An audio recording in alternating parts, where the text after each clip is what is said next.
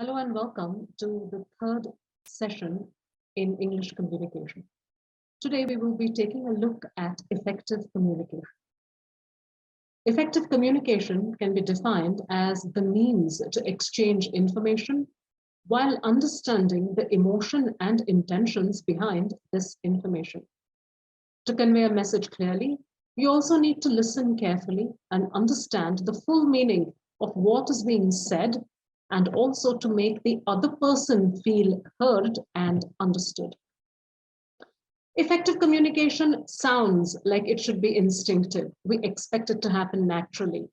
But all too often, when we try to communicate with others, something goes wrong. Misunderstandings, frustration, and conflicts can ensue. This in turn can cause problems in your home, school, as well as work relationships. Communicating more clearly and effectively requires learning some important skills. Learning these skills can deepen your connections with others, build greater trust and respect, and improve teamwork, problem solving, and your overall social and emotional health. Now, let us take a look at some of the barriers to effective communication. First of all, stress and out of control emotion. I think most of us can associate with this. When you're stressed or emotionally overwhelmed, you're more likely to misread other people, send confusing or off-putting nonverbal signals, and lapse into unhealthy knee-jerk patterns of behavior. To avoid conflict and misunderstandings, you can learn how to quickly calm down before continuing a conversation. The second typical barrier is lack of focus. You can't communicate effectively when you're multitasking. If you're checking your phone, happens to all of us, doesn't it? Planning what you're going to say next, or maybe daydreaming, you're almost certain to miss non-verbal cues in the conversation. To communicate effectively, you need to avoid distractions and stay focused. This is very important. Then comes inconsistent body language. Most of us are guilty of this at some point or the other. Nonverbal communication should reinforce what is being said, not contradict it. If you say one thing, but your body language says something else, your listener will likely feel that you're being dishonest. For example, you can't say yes while shaking your head because that implies a no. Then there's negative body language. If you disagree with or dislike what's being said, you might use negative body language to rebuff or to avoid the other person's messages. This could be in forms like crossing your arms, avoiding eye contact, or even tapping your feet.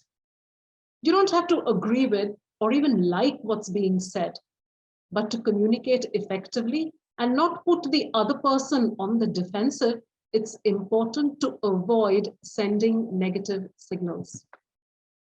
Now, how does one develop the skills to become an effective communicator? This is the way. Look at skill number one. First and foremost, become an engaged listener. When communicating with others, we often focus on what we should say. However, effective communication is less about talking and more about listening. Listening means not just understanding the words or the information being communicated, but also understanding the emotions that the speaker is trying to convey. There's a big difference between engaged listening and simply hearing. There's a difference, you know that, right? To listen and to hear. When you really listen, when you're engaged with what's being said, you will hear the subtle intonations in someone's voice that tell you how that person is feeling and the emotions that they're trying to communicate. Not only will you better understand the other person, you'll also make that person feel heard and understood. This in turn can help build a stronger and deeper connection between the two of you. By communicating in this way, you'll also realize that it lowers stress and supports physical and emotional well-being. If the person you're talking to is calm, for example, Listening in an engaged way will help to calm you as well. Similarly, if the person is agitated, you can help calm them down by listening to them in an attentive way and making the other person feel that he is being understood. Empathize, that's what we're trying to say, right? Empathy is a very important quality when it comes to listening skills. If your goal is to fully understand and connect with the other person, listening in an engaged way will often come naturally to you. But just in case it doesn't, try the following tips. First of all, focus fully on the speaker. You need to stay focused on the moment-to-moment experience in order to pick up the subtle nuances and important non-verbal cues in a conversation. If you find it hard to concentrate on some speakers, try repeating their words over in your head. It will reinforce their message and help you stay focused. The second one is an interesting one. Favor your right ear. As strange as it sounds, the left side of the brain contains the primary processing centers for both speech comprehension as well as emotions. Since the left side of the brain is connected to the right side of the body, favoring your right ear can help you better detect the emotional nuances of what someone is saying. So try and focus on your right ear, okay, not on your left. Avoid interrupting or trying to redirect the conversation to your concerns. When you're talking and you say things like, if you think that's bad, let me tell you what happened to me. We do this. When someone else is trying to talk about their troubles or problems, we divert and bring the topic back to ourselves. That's not a good idea, right? Listening is not the same as waiting for your turn to talk. You can't concentrate on what someone's saying if you are thinking of what you are going to say next, or if you're thinking of how you want to contribute to the conversation. Often, the speaker can read your facial expressions and know that your mind is elsewhere, that you're not as engaged as you're pretending to be. So avoid this. Next, show your interest in what's being said. Nod occasionally. I think all of us have done this in classes. When the teacher is talking, we all try to nod to pretend that we are interested in what is happening in class. That works actually. So it's a good idea to continue to do that. So nod, smile at the person, and make sure your posture is open and inviting.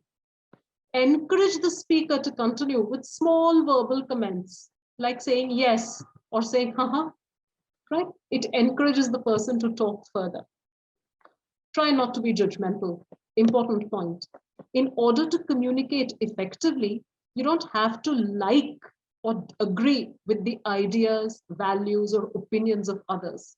However, you do need to set aside your judgment and withhold blame and criticism in order to fully understand them. Now, what does this mean? It means talk to people or listen to people without prejudice. Do not form opinions beforehand. That will influence your communication skills greatly. The next point, provide feedback. If there seems to be a disconnect, reflect on what has been said by paraphrasing it. Say things like, I think you said this, or what I'm hearing is, or sounds like you're saying this. Don't simply repeat what the speaker has said verbatim. You'll end up sounding insincere or not very intelligent. Instead, express what the speaker's words mean to you. Ask questions to clarify certain points. Things like, what do you mean when you say this? Or is this what you mean? It helps. The second skill is to pay attention to non-verbal signals. The way you look, listen, move, and react to another person tells them more about how you are feeling than words alone ever can. Nonverbal communication or body language includes facial expressions, body movement, and gestures. Eye contact, posture, the tone of your voice, and even your muscle tension and breathing. All of these fall under nonverbal signals. Developing the ability to understand and use nonverbal communication can help you connect with others, express what you really mean, navigate challenging situations, and build better relationships, both at home and at work. You can enhance effective communication by using open body language. Arms uncrossed, standing with an open stance, or sitting on the edge of your seat while maintaining eye contact with the person that you're talking to. You can also use body language to emphasize or enhance your verbal message. Patting a friend on the back while complimenting him on his success, for example, or pounding your fists to underline your message, right? These are all going to enhance your communication skills. Be aware of individual differences. This is very important. People from different countries and cultures tend to use different nonverbal gestures. So it's important to take age, culture, religion, gender, and the emotional state of the person into account when reading body language signals. Look at nonverbal communication signals as a group. What does this mean? Don't read too much into a single gesture or a nonverbal clue. Consider all the nonverbal signals you receive, from eye contact to tone of voice to body language. Anyone can slip up occasionally and let eye contact go, for example, or briefly cross their arms without meaning to. Consider the signals as a whole to get a better read on a person, right? Don't microanalyze, is what we're trying to say. Get a general reading. Use nonverbal signals that match up with your words rather than contradict them. We've said this before. If you say one thing, but your body language says something else, your listener will feel confused or suspect that you're being dishonest. For example, sitting with your arms crossed and shaking your head doesn't match the words telling the other people that you agree with what they're saying. So ensure that what you say and the body language that you possess are in sync with each other, right? Very important. Adjust your nonverbal signals according to the context. The tone of your voice, for example, should be different when you're addressing a child than when you're addressing a group of adults. Similarly, take into account the emotional state and the cultural background of the person that you're interacting with. In India, for example, it is considered to be very rude if you speak in a high voice to a person who is older than you by age. Right? Keep these things into account. Avoid negative body language. Instead, use body language to convey positive feelings, even when you're not actually experiencing them.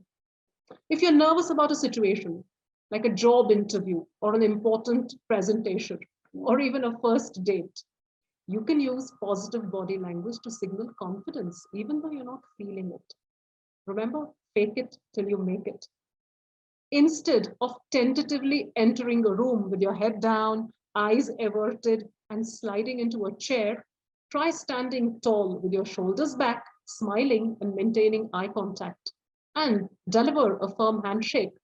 It will make you feel more self-confident and help to put the other person at ease.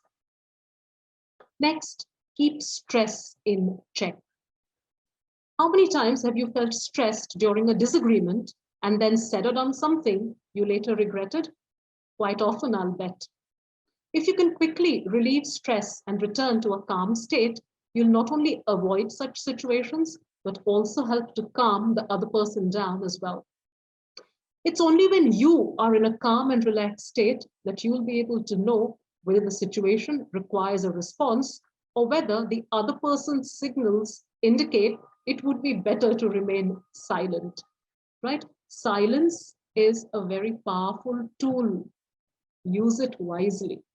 Use it very, very wisely. In situations such as a job interview, a business presentation, or high pressure meeting, it's important to manage your emotions, think on your feet, and communicate effectively under pressure.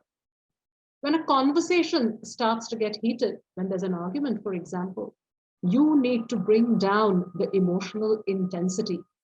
Then you can safely take stock of any strong emotions you're experiencing, regulate your feelings, and behave appropriately. important.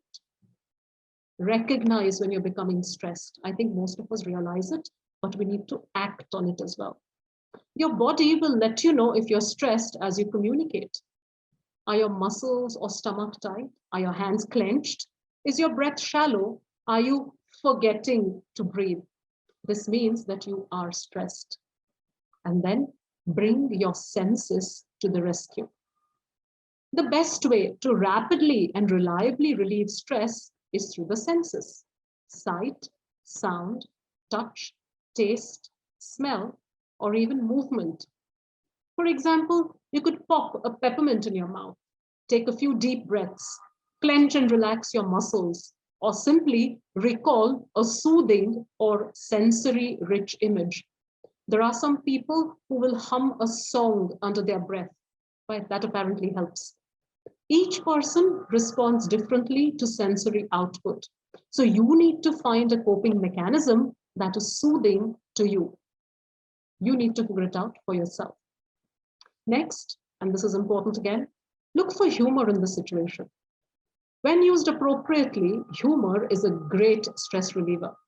When you or those around you start taking things too seriously, find a way to lighten the mood by sharing a joke or an amusing story. Be willing to compromise. Sometimes, if both parties are able to find a happy middle ground, it will reduce stress levels for everyone concerned. If you realize that the other person cares much more about an issue than you do, compromise may be easier for you and a good investment for the future of the relationship. Know when to bow down and when to back off. It's effective. Agree to disagree. This is also very good advice. If necessary, take time away from the situation so that everyone can calm down. Go for a stroll outside if possible, or spend a few minutes meditating. Physical movement or finding a quiet place to regain your balance can also reduce stress and reduce the stress that is there on the communication. The next skill is about asserting yourself. Direct, assertive expression makes for clear communication and can help boost your self-esteem and decision-making skills. Being assertive means expressing your thoughts, feelings, and needs in an open and honest way while standing up for yourself and respecting others. It does not mean being hostile, aggressive, or demanding. Effective communication is always about understanding the other person, not about winning an argument or forcing your opinion on others. Remember that. Next, we're going to come to the barriers to effective communication. There are various barriers. We will deal with the four major ones. These are semantic barriers, psychological barriers, organizational barriers, and personal barriers. Now let's take a look at the first category, that is semantic barriers. This denotes barriers of language and symbols and their interpretation. Every language consists of symbols used to transmit meaning from one person to another.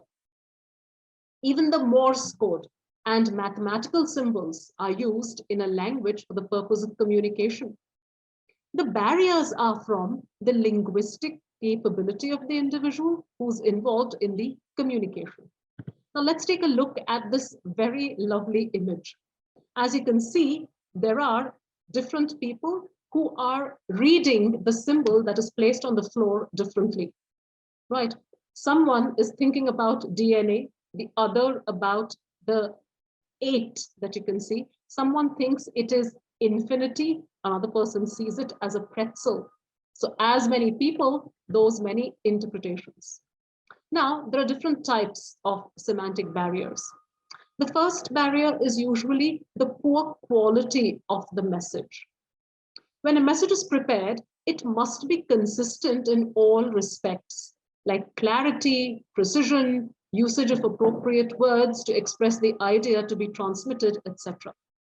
It should be in simple words, easily understood by the receiver. Otherwise, it becomes non-specific and the receiver will have difficulties in following it properly. The second semantic barrier is faulty transmission. When the message is received, the individual who receives it must be able to translate and interpret it properly so that this information can be further disseminated. There's the lack of clarity that comes up next.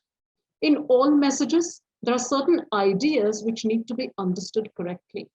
In other words, the meaning between the lines of the message must be well perceived by the receiver. If it is not, there is every likelihood of the message being misunderstood, leading to confusion. Then we have issues that crop up when the usage of technical language comes in. It's often seen that technical language is used by a specialist, right? This language may not be known to a layperson.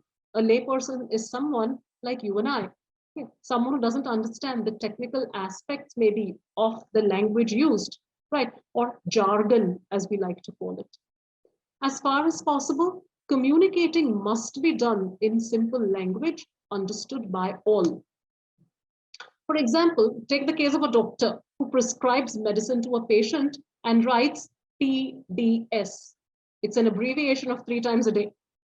But if the abbreviation is not known to the patient, he will not know when he's supposed to take the medicine. It will have to be explained to him. So this explanation is required for communication to be effective. Then we come to psychological barriers. In interpersonal communication, the psychological state of mind of the sender as well as that of the receiver makes a lot of difference.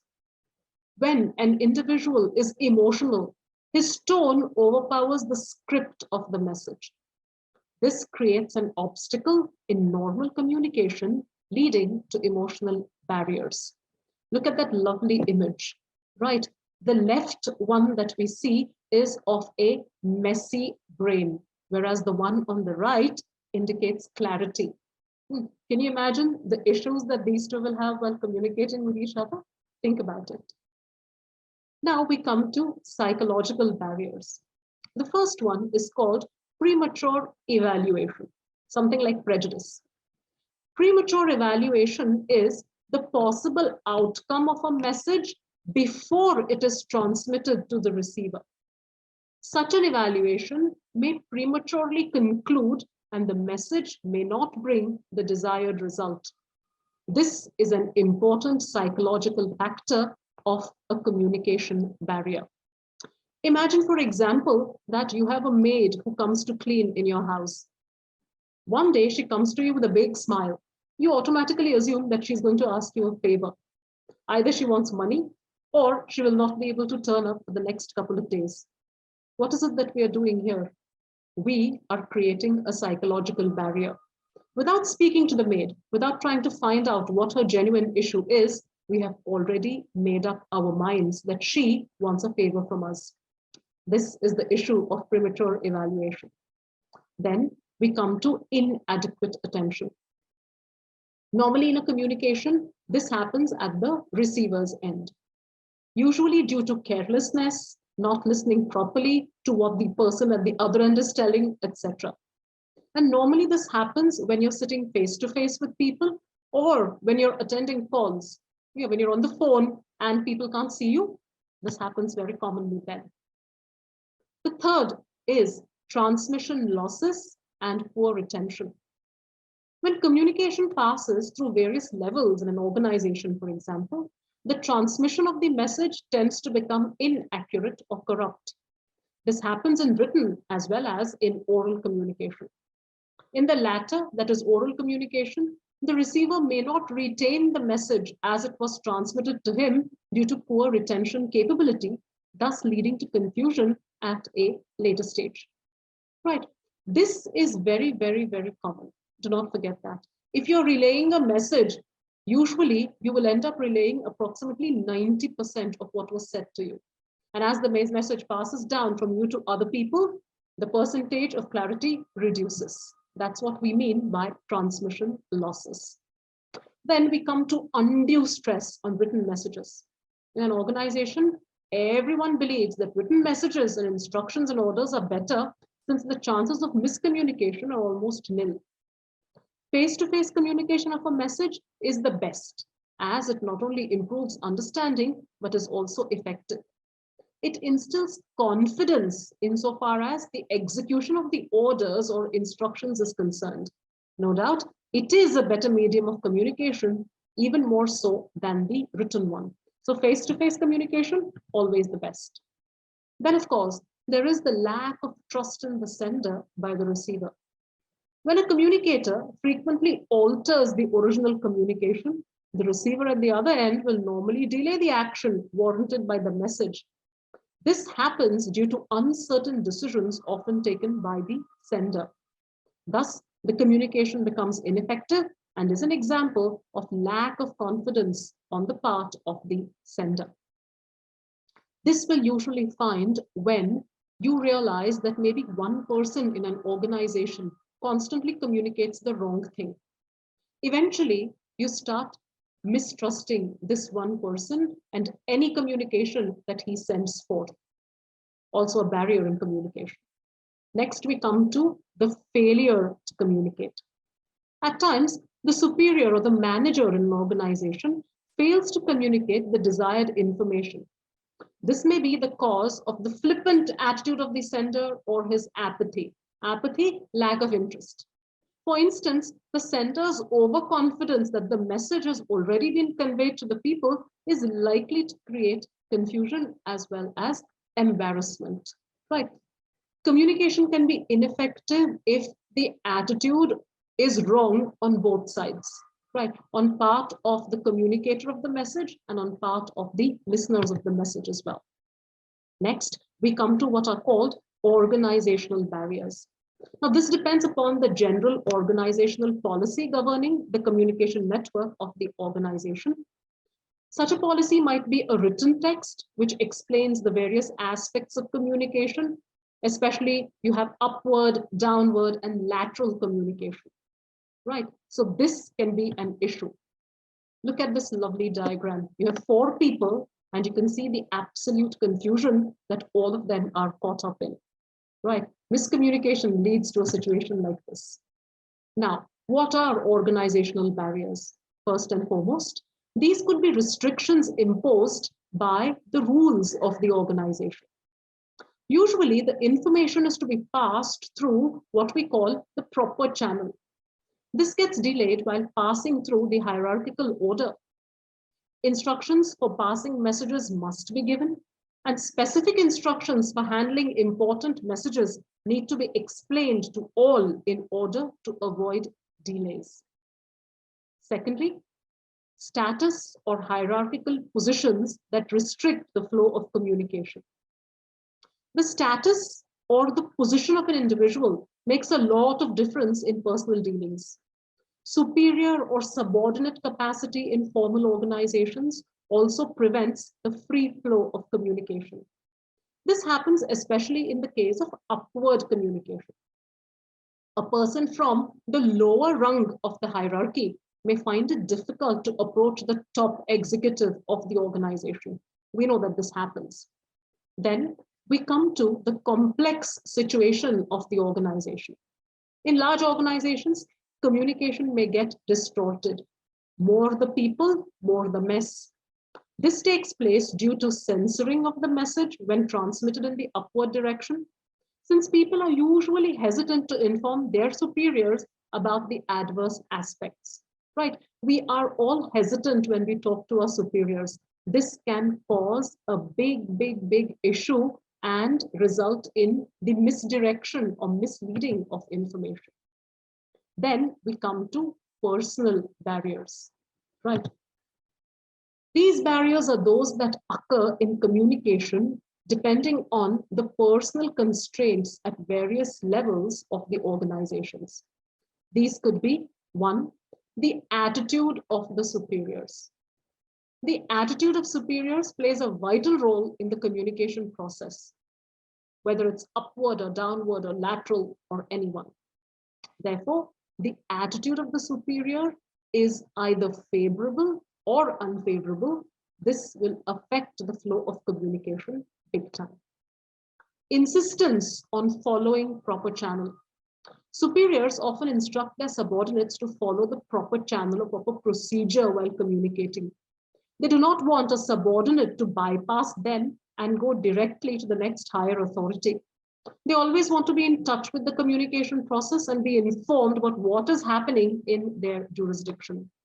This insistence can at times cause a barrier in communication. Then, of course, there is the lack of confidence in a subordinate. It's a general perception that subordinates or people who work under you are not competent enough to advise their superiors since they do not possess the capacity to do so. This apprehension makes the superiors lack confidence in the subordinates. However, the situation may not always be true, since at times we see that the subordinates are far more capable than the superiors are. Then, preoccupation of superiority. A person at a superior position feels that it's not necessary to communicate each and every matter. This is wrong. The superior's involvement with their subordinates and open communication between them is needed for efficiency. Then we come to lack of awareness. Inadequate knowledge about the importance of communication and its usefulness in various ways at times, the superiors may not give desired attention to. This may lead to restricted or poor transmission of communication affecting the organization. And this can also lead to inefficiency and mismanagement. So what's the lesson here? Be aware, be onto things, and don't shy away from learning about stuff from your superiors or your subordinates. Information is information wherever it comes from. Then there is the hesitation to communicate, very common. This happens to be a cause with subordinates not to communicate with their superiors. Subordinates show unwillingness to convey to the superior certain information since it may have some sort of an adverse effect on them. And thus, this hesitation happens. This again will rupture your communication process completely. Okay, so that is it for this class. Thank you so much for paying attention, and we'll see you soon in your next lecture. Thank you.